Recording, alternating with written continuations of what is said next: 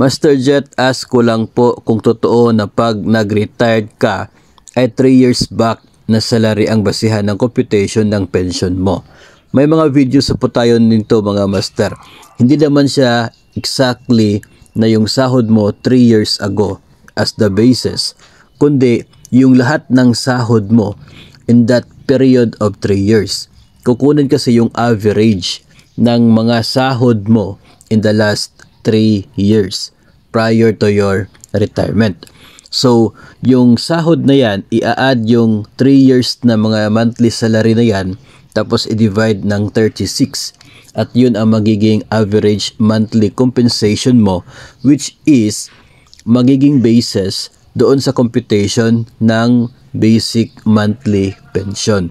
So, not really na yung madalas po na maiisip natin na kapag sinasabing 3 years back ay kung 2024 ngayon, ibig sabihin sahod mo noong 2021.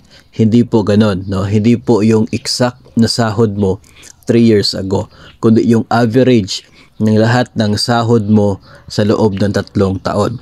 So, ang mangyayari po niyan, of course, yung average niya dahil po sa mga salary increase ay mas mataas compared sa sahod mo 3 years ago. Pero mas mababa compared sa sahod mo ngayon. Kasi nga nagbago-bago yung sahod sa loob ng 3 taon na period na yan.